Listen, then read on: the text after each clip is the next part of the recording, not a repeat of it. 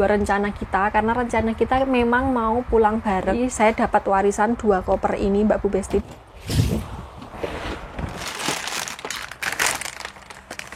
Ini apa Mbak Besti? Namanya swali jebol mebrek-mebrek gitu, dondomnya pakai ini loh.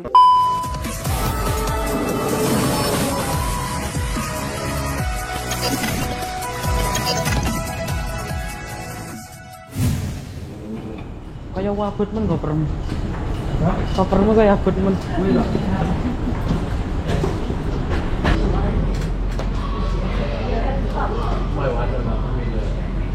Suasananya di ruang tunggu lur.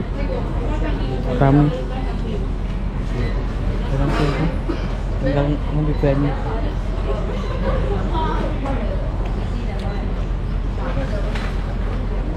Pesawatnya gambarnya Doraemon. Nampak Doraemon.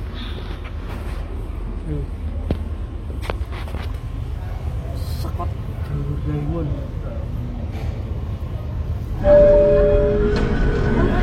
Bagian tengah lur. Should there be a loss of cabin pressure, oxygen masks will automatically drop from the compartments above. Place the mask over your nose and mouth. Pull the elastic strap over your head and adjust the strap. Akhirnya udah turun di Singapura, belok matanya ngantuk.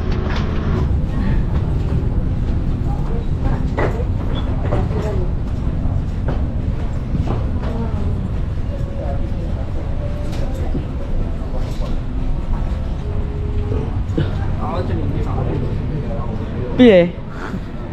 Ndak kaget wong pas ning anu. Ning dhuwur iki grodok-grodok. Tapi manggon buri po enak ndak bingung ora lho. Wah, aku kene. Mosok. Aku manggon buri iki pinggir tengah ring. Suasananya lur. Ini terminal pintu anu C1112 di sini. Ini mbaknya juga jurusan Surabaya. Banyak nih. Nanti lanjut kalau sudah check in naik pesawat ya lur ya. Nih masuk ke ruang lagi. Kisah nih ruang tunggu lur ya. Antri meneh lur, antri meneh.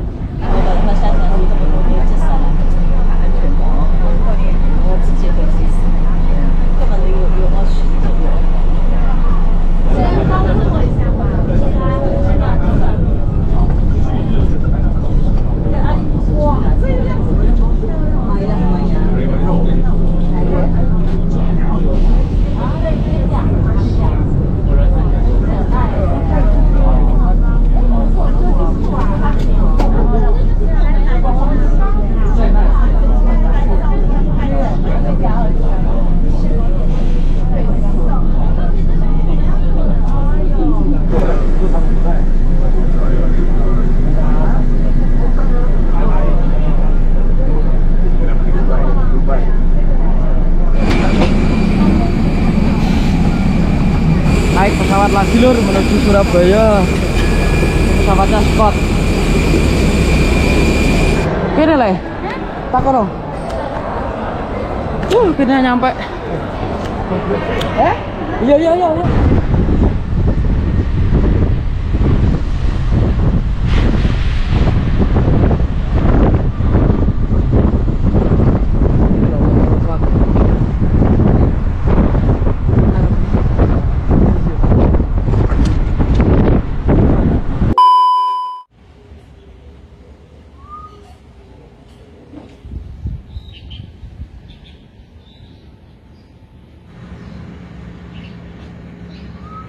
Halo, assalamualaikum warahmatullahi wabarakatuh. Ketemu lagi dengan Dian di Taiwan. Duh, ada 2 koper ya Mbak Bu Besti. Saya barusan jemur spray, jemur selimut, sama jemur anduknya Simbah. Jadi Simbah kemarin malam itu ya seperti biasalah Mbak Bu Besti, pokoknya begitu. Sekarang itu kegiatan saya setiap pagi adalah nyuci spray, nyuci selimut, dan anduk-anduk.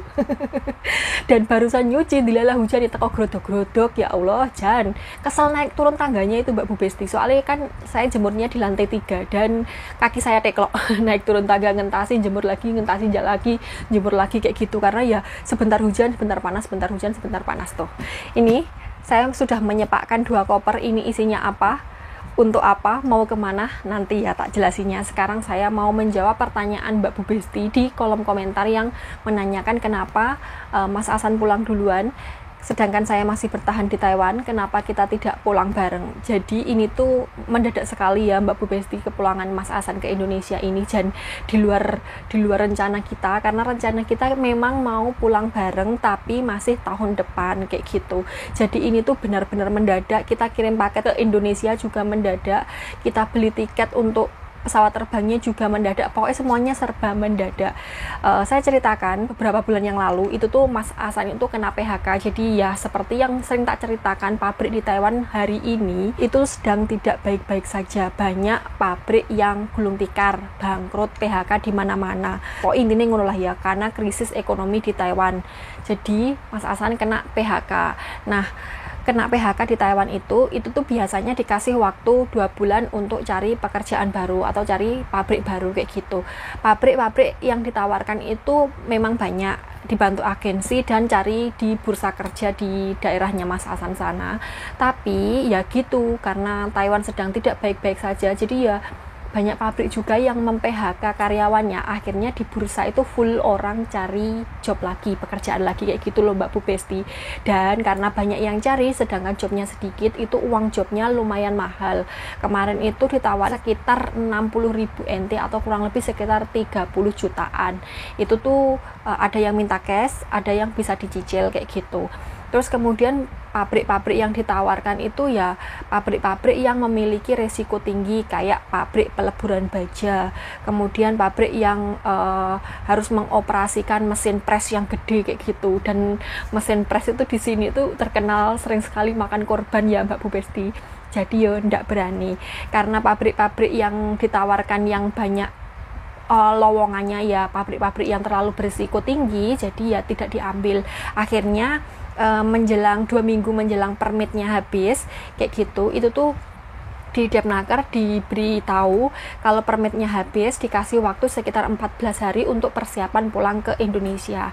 Nah, 2 minggu sebelum permitnya habis itu tuh kita sudah ngobrol, saya sama Mas Hasan itu sudah ngobrol, ya sudah pulang saja.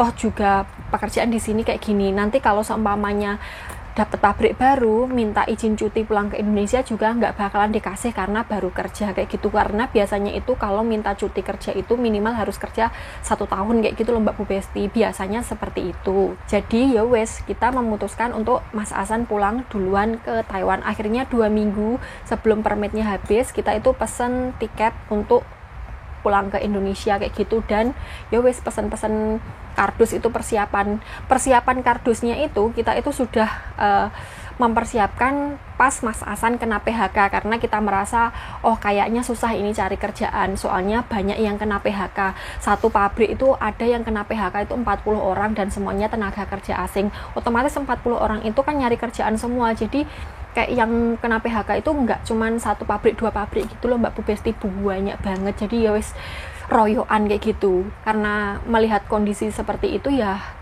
kita itu sudah merasa kayak rasanya kayak susah sekali gitu loh cari pekerjaan baru. Ya wes, akhirnya memutuskan untuk pulang itu. Jadi saya masih tetap di sini dulu Mbak Bu Besti, akan nyusul juga, tapi waktunya kapan masih rahasia gitu. Dan kita kemarin itu tiketnya beli sendiri ya Mbak Bu Besti, bukan dibelikan agensi. Jadi beli sendiri, karena beli sendiri itu lebih murah. Ya bisa dibilang kita kemarin itu pulangnya mandiri kayak gitu loh. Mas Hasan maksud saya yang pulang, bukan saya, tapi kan kita perginya barengan kayak gitu. Jadi kemarin itu kita itu pesen tiket sendiri, berangkat ke bandara sendiri, check-in sendiri, dan semuanya sendiri. Cuman dari Indonesianya baru dijemput travel kayak gitu Mbak Bu Besti. Ini saran ya, saran saya untuk teman-teman khususnya yang ada di Taiwan, lebih baik teman-teman kalau mau pulang Indonesia atau mau cuti ke Indonesia kayak gitu, itu lebih baik mandiri saja. Maksudnya beli tiketnya sendiri. Untuk kepulangan laporan kepulangan ke Depnaker dan imigrasi itu tetap agensi agensi yang bantuin ya, tapi tidak bayar sepeser pun ya Mbak Bu Besti, tidak bayar, karena itu ya memang kerjaannya agensi. Kalau tiket pesawat kita beli sendiri, soalnya kalau yang beliin agensi biasanya kita harus bayar travelnya juga dari rumah majikan ke bandara, dan itu biasanya ya lumayan mahal, karena kita sudah lama di Taiwan, sudah paham kondisi-kondisi di Taiwan. Kalau seumpamanya kesasar itu bisa tanya gitu, lebih baik pulang sendiri karena lebih gampang. Saya mau ceritakan kayak gini, jadi untuk teman-teman yang di daerah bawah, misal Taichung dan sekitarnya kayak gitu, biasanya kalau pulang itu kan lewat bandara Taoyuan. Sedangkan kalau di daerah bawah Chiayi kayak Tainan dan lain sebagainya itu kan biasanya pulangnya di bandara Kaohsiung kayak gitu kan ya. Jadi saya mau menjelaskan di bandara Taoyuan saja. Kalau teman-teman di daerah bawah kayak Taichung, Changhua dan lain sebagainya, itu lebih enak naik Gaudi atau THSR. Nanti turunnya di stasiun THSR Taoyuan kayak gitu. Nanti turun di situ, kemudian ada petunjuknya naik MRT jalur ungu langsung ke bandara Taoyuan. Tinggal lihat di tiket kalian itu pesawatnya di terminal 1 atau di terminal 2. Kalau di terminal 1 kayak Mas Asan kemarin ya, turunnya langsung di terminal 1 kayak gitu. Kalau pesawatnya ada di terminal 2, ya sudah turunnya di terminal 2. Setelah sampai di terminal keberangkatan, jangan lupa lihat kalian ada di loket mana, ada loket 1, 2, 3 dan seterusnya. Itu nanti ada boardnya kayak gitu. Kalian lihat nomor pesawat kalian sama jam penerbangannya jam berapa, bisa lihat di situ. Kalau seumpamanya di situ tuh ada pesawat kalian, silahkan cari di board selanjutnya kayak gitu Mbak Bu Besti, untuk ngecek pesawat kalian nanti check-innya ada di mana. Biasanya check-innya itu usahakan kalian itu paling lambat datang 2 jam sebelum jam keberangkatan kayak gitu. Misal keberangkatannya jam 11 malam misal ya, jadi kalian tuh jam 9 atau jam setengah 9 itu sudah maksimal harus sudah ada di bandara kayak gitu Mbak Bu Besti. Dan usahakan sebelum check-in itu kalian mencoba menimbang barang bawaan kalian atau bagasi kalian. Karena apa? Karena biasanya timbangan kita dengan timbangan di bandara itu berbeda jauh. Kayak kita kemarin itu tuh kita timbang itu sudah pas ya Mbak Bu Besti, mungkin masih ada slot sekitar setengah kilo atau 1 kilo gitu kayak gitu kan. Kemarin Mas Asan itu ngambil bagasi yang 30 kg, jadi kemarin kita timbang itu masih 29 kilo Mbak Besti, jadi masih ada keringanan 1 kilo kan. Tapi begitu kita timbang di bandara, kita itu kelebihan 4 kilo Mbak Bu Besti, bayang no, padahal di rumah 29 kilo, di bandara malah kelebihan 4 kilo. Ya wes kayak gitu, akhirnya ya kita mengelongi barang bawaan kita. Untungnya kemarin masih ada koper ini, jadi barang bawaannya bisa tak bawa pulang kayak gitu, nggak harus dibuang di bandara. Kalau mamanya sendiri kan ya kudu dibuang kayak gitu. Jadi kalau teman-teman mau pulang itu usahakan kayak misalnya bagasinya 30 kilo, jadi usahakan ya minimal ya 25 atau 26 kilo lah dari rumah ya, karena yang jaga nih seperti itu tadi, kalau harus bongkar-bongkar kayak kita kemarin di bandara. Wes kayak gitu aja Mbak Bu Besti, di bandara itu enak banget woy, semuanya itu gampang kayak gitu loh. Terus di Taiwan itu kalau seumpamanya kita tanya-tanya ke petugasnya itu dijawab dengan sopan sekali, tidak seperti di sana yang dibentak-bentak. Oke, sudah gitu aja ya Mbak Bu Besti tentang penjelasan saya. Sekarang saya mau unboxing ini adalah koper, isinya barang-barang peninggalan Mas Asan. Jadi saya dapat warisan 2 koper ini Mbak Bu Besti dari Mas Asan, karena beliaunya sudah pulang ke Indonesia kan, otomatis banyak barang-barang yang tidak terpakai. Sebagian barang-barang itu dikasihkan ke teman-temannya ya, kayak magicom, kasur dan lain sebagainya itu dikasih ke temennya. Karena saya mau dikasih ya ndak mau, soalnya saya ini di rumah majikan kan, ndak mungkin saya membawa barang-barang yang seperti itu ke rumah majikan gitu, sing enek nanti majikan ngamuk-ngamuk. Jadi akhirnya dikasihkan ke teman-temannya yang membutuhkan kayak gitu, diwaris no konco-konconi. Sedangkan saya diwarisi 2 koper. Mari kita unboxing apa isinya. Oke, sekarang saya mau unboxing ini ya Mbak Bu Besti. Bismillahirrahmanirrahim.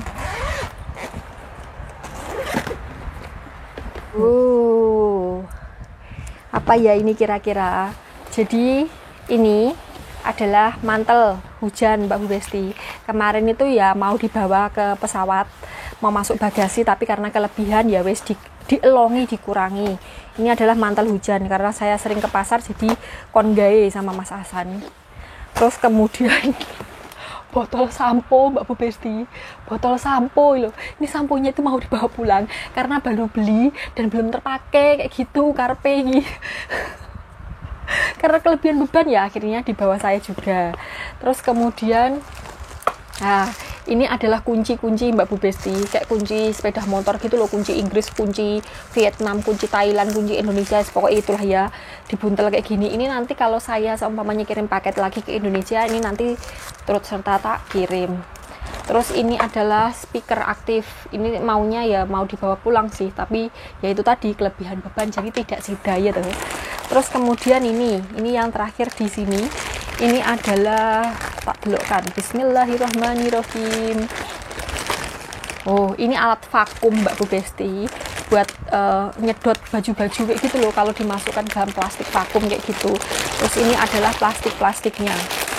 Oh, kemarin tuh Mas Hasan beli banyak banget, padahal saya sudah bilang kalau saya masih punya banyak, tapi ya panggah diwehi loh. Ya sudah apa-apa lah ya. Tak lebok-lebokkan lagi. Sekarang kita unboxing yang sebelah sini. Yang sebelah sini itu harta warisannya masih lebih banyak lagi Mbak Bu Besti.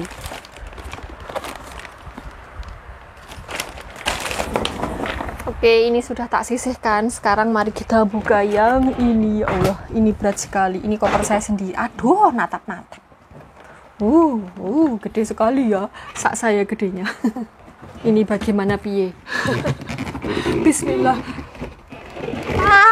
Ambruk, mundur dulu.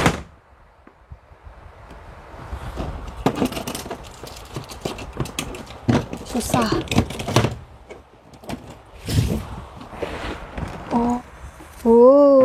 Ini apa saja Mbak Bu Besti? Mari kita buka. Bismillahirrahmanirrahim. Duh, apa iki sing dikirim nih ke saya ini? Ini apa? Ini. Bismillah. Iki apa Mbak Besti? Oh, yang buat olahraga itu loh Mbak Bu Besti. No, tali-tali yang digeret-geret gini. Tuh, kayak gini. Karepe saya kon olahraga gen langsing kayak gitu karepe. Mungkin loh ya, mungkin. Makanya dikirim ini. Loh, oh ini ada cara pemakaiannya Mbak Bu Besti. Gen langsing no, cara pemakaiannya kayak gitu. Ini ada lagi 2 ini. Ini kok kayak kletek kirek ini. Terus ini apanya? Yus pokoknya itulah ya, alat-alat olahraga. Tak sisihkan dulu. Nanti kita olahraga kalau tidak malas. Aduh, terus kemudian apalagi? Ini apa Mbak Besti? Sandal jepit Mbak Besti. Sandal jepit. Oh, ini masih baru ya. Ini atas permintaan saya karena di tempatnya Mas Hasan itu gampang banget beli sandal jepit kayak gini. Ini di toko 24 jam atau toko kuning kayak gitu, itu ada banyak. Tapi kalau di tempat saya sini susah nyari sandal jepit itu Mbak Besti. Susah. Kalaupun ada, itu biasanya bagian serampatnya ini itu tuh tajam. Kalau dipakai itu sakit kayak gitu loh Mbak Besti. Beler-beler kayak gitu loh. Jadi ya wis ini tak minta dapat warisan sandal jepit. Remangsamu warisan ya sandal jepit, tidak harta saja. tidak uang saja. Terus kemudian ini adalah rantang saya sebenarnya. Rantang saya sendiri. Terus ini buat yang ditaruh di pojokan-pojokan kalau kita mau kirim paket kayak gitu, ditaruh di pojokan-pojokan kardusnya biar kardusnya itu tidak gampang meleot kayak gitu loh. Ini dapat banyak. Terus ini rantang saya sendiri. Dulu waktu saya jangan Mas Hasan kayak gitu pakai rantang ini dan baru dibalikkan sekarang. Bukan warisan itu punya saya. Terus kemudian ini pisau Mbak Besti ya wes lah. Ini bisa pisah pisau sama Pak Bos ya. Jadi ini nanti saya jadikan pisau halal kayak gitu. Jadi kalau saya ngiris-ngiris daging itu ini khusus untuk daging halal saya sendiri ya Mbak Bu Besti. Dapat warisan pisau ya Allah. Landep tidak? Oh landep Mbak Besti, landep. Guys, alhamdulillah dapat warisan pisau ya tuh, masa nih. Terus kemudian ini ada hair dryer. Padahal di sini itu ada hair dryer, tapi ini ketinggalan. Pas kirim paket itu ketinggalan. Tadinya itu mau dikirimkan pulang, tapi ketinggalan kayak gitu Mbak Besti. Jadi ya ini nanti kalau saya kirim paket ke Indonesia ya diselendepkan lagi kayak gitu. Terus kemudian ini adalah kipas penghangat. Jadi kalau pas musim dingin gitu kadang-kadang itu kan adem banget. Di Taipei itu kan lebih dingin daripada di tempat-tempat yang lain kayak gitu. Jadi ini diwarisi penghangat, kipas penghangat. Ini kalau diempakkan mengeluarkan hawa hangat kayak gitu loh Mbak Besti. Kalau buat tidur gitu enak loh. Loh kayak gitu. Ini harus tak delikkan. Karena ini sangat berguna sekali ya dah. Terus kemudian saya dapat apa lagi? Ya Allah Mbak Besti, dom bolah. Dom bolah ini buat dondom. Kalau seumpamanya suali jebol mebrek-mebrek gitu, dondomnya pakai ini loh diwarisi dom bolah rumangsane aku ki. Terus kemudian apalagi blender Mbak Bu Besti loh, karena dia tahu kalau saya tidak punya blender gitu, jadi blendernya diwariskan ke saya. Sebenarnya Pak Bos itu punya blender, cuman saya nggak berani pinjam, nggak berani pakai kalau tak bikin blender bumbu atau blender cabai, takut baunya nggak hilang kayak gitu loh Mbak Bu Besti. Saya takut kalau disangka lancang kayak gitu, jadi saya nggak pernah pakai, makanya tetap pakai ulekan kayak gitu. Terus diwarisi ini sama Mas Asan. Terus ini nganunya, gelasannya. Ini dalemannya itu apa? Dileboni apa ini sama Mas Asan? Oh, ini kabel tis Mbak Besti. Kabel tis kayak gitu. Kemarin itu pas waktu bungkus paketan itu tutupnya itu dicoblosi, terus kemudian ditali sama kabel tis kayak gitu. Terus kemudian ini buat tempat lakban kayak gitu. Terus iki ya Allah, kayak gini ki diwaris ning aku ki opo ya? Pisau cukur ya jale. Rumangsane koyo aku ki duwe jenggot saja. Loh. Yes, itu ya Mbak Bu Besti. Ini blender, sepaket blender. Ku terima nikahnya dengan mas kawin sepaket blender. Dibayar utang, amit-amit. Ojo utang. Kemudian dapat lemper. Padahal saya sudah punya lemper, masih dikasih lemper. Karena ini lempernya kasar kayak gitu kalau Mas Hasan itu, jadi dikasih aku kalau lemper saya itu kan halus, jadi kalau dibuat ngulek itu lunyu gitu, licin Mbak Bu Besti. Sedangkan lempernya Mas Hasan itu batu gitu, kasar kok batu ya, sama-sama dari batunya sih. Ini sebenarnya bisa dikirimkan pulang kalau kita pulang ke Indonesia ya, karena punya dua, yang satu ditinggal kalau sama menyembahnya masih ada ya, lempernya tak tinggal di sini, tak kasih nombaknya yang gantiin saya. Tapi kalau seumpamanya mbahnya udah nggak ada ya, lempernya tak kirim pulang Mbak Besti. Lagi apa majikanku yang kini tak tinggali lempernya ya, dibuang itu yang ada. Terus dikasih kerupuk apa ini Mbak Besti? Ya Allah, ditinggali kerupuk seadah Mbak Besti. Ini ya tadinya itu mau buat lawuh dia sendiri, tapi karena tidak sempat goreng sampai pulang ya akhirnya diwariskan ke saya. Terus kemudian lah cukuran neh Mbak Bu Besti loh, cukuran neh ini. Cukuran neh ini karepe gini apa lho batur dhewe cukuran. Oh, ini obat budrek Mbak Bu Besti. Tulisannya budrek.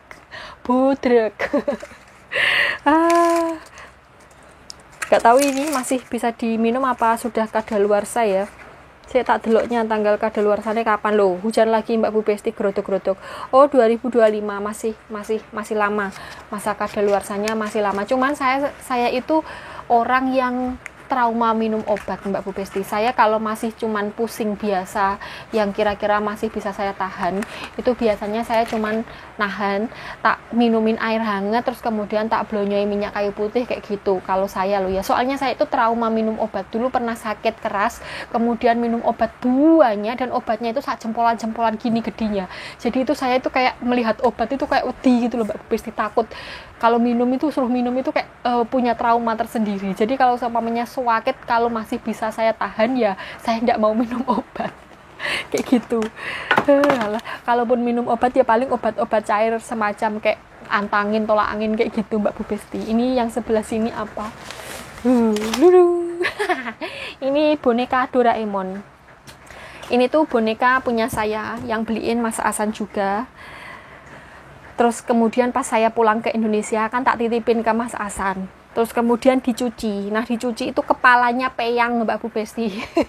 Kepalanya peyang, ndak mau balik. Ya wes, akhirnya ya tak tinggal di tempatnya Mas Asan. Terus ini kelintingnya kalau malam itu duluan ada isinya toh. Kalau malam itu kelinting gitu Mbak Bu Besti. Berbagi kuping kayak gitu. Jadi malah ndak bisa tidur. Akhirnya dicukil sama Mas Asan, isinya dibuang. Akhirnya ya buat bantal teman tidur. Ini rupanya sudah wes tidak karu-karuan ya, karena sudah lama sekali ya, sudah ada 6 tahun atau 5 tahun lah ini boneka ini.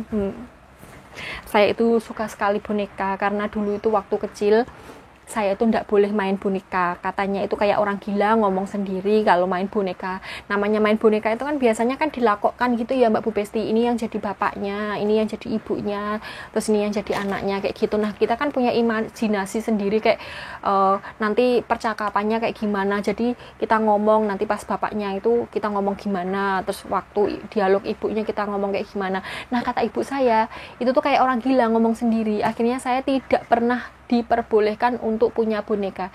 Jadi sekarang begitu saya sudah tua, sudah bisa cari uang sendiri, sudah bisa beli apa-apa sendiri,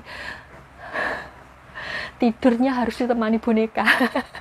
Ya sebenarnya kayak gimana ya Mbak Bu Besti, kayak ini alam bawah sadar saja. Kalau lihat boneka itu bawaannya tuh pengen beli kayak gitu loh, buat mengobati inner child-nya dulu kayak gitulah. Terus kemudian ini kotaan GoPro-nya Mas Hasan. Nah, lupa tidak dimasukkan ke dalam apa itu? Paketan. Ya akhirnya ya wes, ini nanti kalau kirim paket pulang ya saya yang menyelendepkan lagi. Terus kemudian ini sabuk punya saya. Beberapa bulan lalu gitu loh, saya pas libur itu pakai sabuk ini selempek Mbak Bu Besti, tak masukkan ke dalam motornya Mas Hasan, terus kemudian lupa lah, baru dipulangkan sekarang sambil mulangin kopernya. Udah itu aja Mbak Bu Besti, warisan dari Mas Hasan ya tuh, lumayan dapat banyak, dapat blender, dapat ulekan, dapat penghangat ruangan, dapat pisau, dapat sebarang dengah lah ya. Dan Mas Hasan alhamdulillah sudah sampai di Trenggalek itu kurang lebih perjalanannya sekitar 21 jam. Jadi pesawatnya itu terbangnya jam 1.20 waktu Taiwan, kemudian nyampe Indonesia itu sekitar jam 9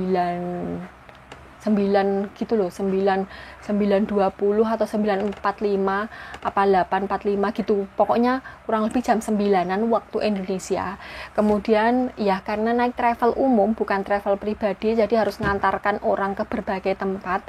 Nah itu yang bikin lama, akhirnya nyampe Trenggalek itu kurang lebih jam 10 malam kayak gitu.